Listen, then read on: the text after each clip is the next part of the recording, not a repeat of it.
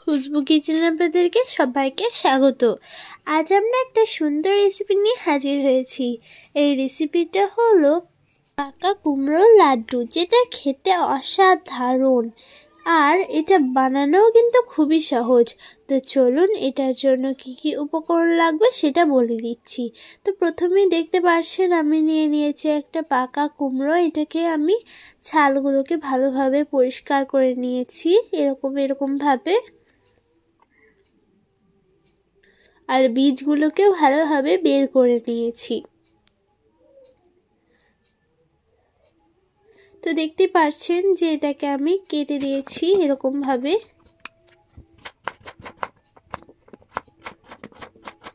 আর দেখুন সবগুলোকেই কিন্তু এরকমভাবে কেটে নিতে হবে।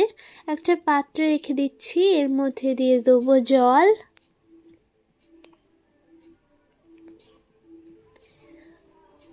জল দিয়ে এটাকে ভালোভাবে ধুয়ে নিতে হবে। একটা গ্যাস ওভেনে আমি কড়াই চাপিয়ে দিয়েছি, এর মধ্যে দিয়ে দিয়েছি দুধ। তো যতটা পরিমাণে কুমড়ো নিয়েছি ততটা পরিমাণে দুধ নেব। তো দেখুন সবগুলো এর মধ্যে দিয়ে দিলাম। কিছুক্ষণ পর দেখুন এটা সিদ্ধ হয়ে গেছে। আর দেখুন এটা এবার সিদ্ধ হচ্ছে। আসলে দুধটা দিয়েছি কারণ এটার সঙ্গে সিদ্ধ করব বলে। আর দেখুন এরকম করে ম্যাশ করে নিতে হবে। এরপর একটা গ্রাইন্ডারের ভেতরে এগুলোকে আমি দিয়ে দিচ্ছি।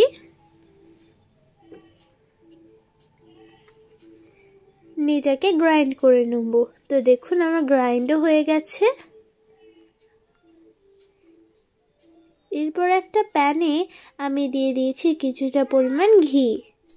তো দেখুন ঘিটা মেল্ট হচ্ছে। তো এরপর আমি এই পেস্টটাকে এর মধ্যে দিয়ে দেব। এরপর এটাকে ভালোভাবে মিক্স করে নিতে হবে। আসলে যদি আপনারা ঘিটা একটু বেশি করে দেন তাহলে খেতে কিন্তু দারুণ লাগবে। আর দেখুন আমি অল্প অল্প করে সব মিশ্রণটাই এর মধ্যে দিয়ে দিচ্ছি।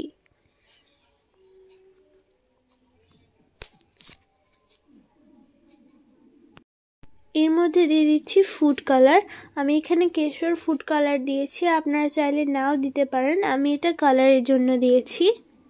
এর মধ্যে দিয়ে দিয়েছি মিষ্টি অনুযায়ী চিনি।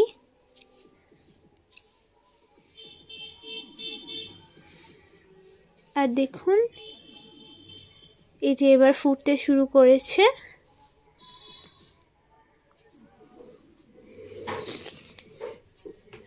কুমড়ো দিয়েছি এত সুন্দর একটা রেসিপি হয় আমি কিন্তু জানতাম না। খুবই সুন্দর একটা রেসিপি এটা। তো দেখুন এই যে এবার হালকা হালকা করে এই প্যান থেকে উঠতে লেগেছে, তখনই বুঝতে পেরে যাবেন যে এটা এবার রেডি। আর দিয়ে দিয়েছি কিছুটা পরিমাণ মিল্ক পাউডার।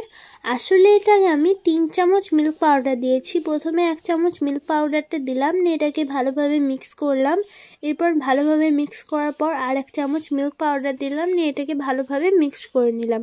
আর দেখুন এটা এবার রেডি। এটাকে এবার ঠান্ডা হতে দেবো। এটা যখন সম্পূর্ণ ঠান্ডা হয়ে যাবে তখন আমাদের হাতে একটু ঘি নিয়ে নিতে হবে। নিয়ে এটাকে এরকমভাবে লাড্ডু শেপ দিয়ে দিতে হবে। তো দেখুন আমি সব লাড্ডু শেপ দিয়ে দিচ্ছি।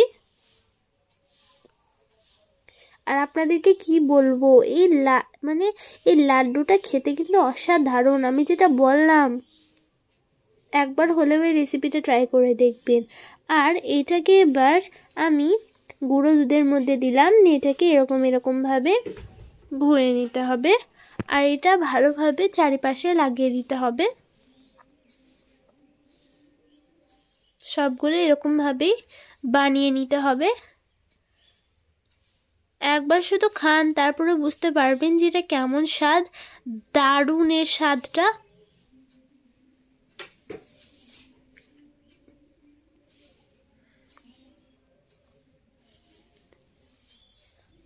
তো দেখুন এরকম একে একে আমি সবগুলোই কিন্তু রেডি করে নিচ্ছি।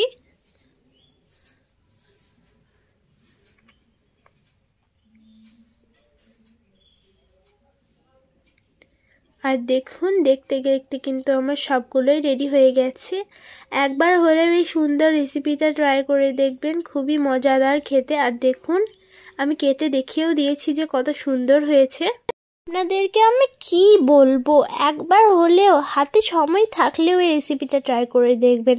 খুবই সুস্বাদু একটা সুন্দর, মানে খেতেও ততটাই সুন্দর।